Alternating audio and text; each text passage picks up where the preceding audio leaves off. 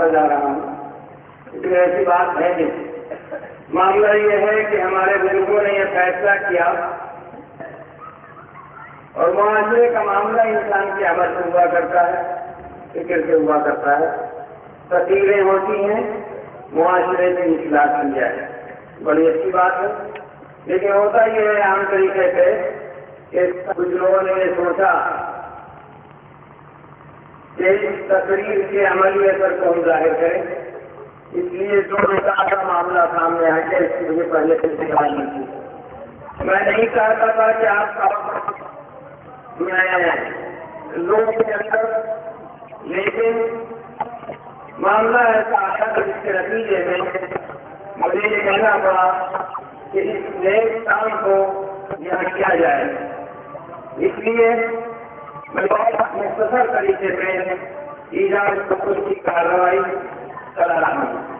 بسم اللہ الرحمن الرحیم وبه نستعین والصلاة والسلام على سيدنا محمد وعلى آله وصحبه أجمعين. أما بعد, وقد قال الله تعالى في القرآن المجيد والفرقان الحميد: أعوذ بالله من الشيطان الرجيم, بسم الله الرحمن الرحيم. يا أيها الناس إنا خلقناكم من ذكر وأنثى وجعلناكم شعوبا وقبائل لتعارفوا إن أكرمكم عند الله أتقاكم.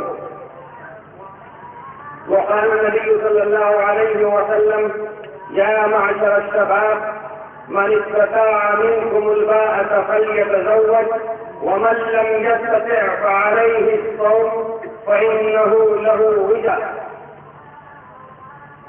بارك الله لنا ولكم في القرآن العظيم ونفعنا وإياكم بالآيات والذكر الحكيم. أستغفر الله لي ولكم ولسائر المسلمين فاستغفروه إنه هو الغفور الرحيم. اور وہی محمد کے اندر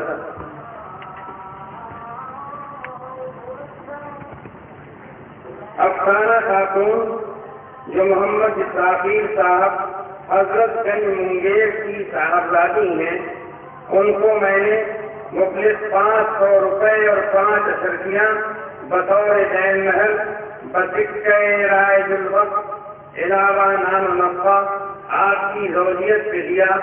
آپ نے قبول کیا؟ ماشاءاللہ, اللہ علیہ. اور یہ محمد حسین مرحوم کی صاحبزادی افسانہ خاتون حضرت گنج منگیر کی رہنے والی, ان کو میں نے آپ کی زوجیت کے بعوض مہر مخلص 500 روپے اور 5 اشرفیاں بذکر رائج الوقت علاوہ نام نفع آپ کی زوجیت میں دیا. آپ نے قبول کیا؟ ماشاءاللہ. بھائی ذرا مختصر کی دعا کر لیجیے کہ اللہ تعالیٰ ان لوگوں کو اور ان کے خاندان کو برکت سے نوازے. انہوں نے بڑی سادہ تقریر کی ہے, اسی لیے کے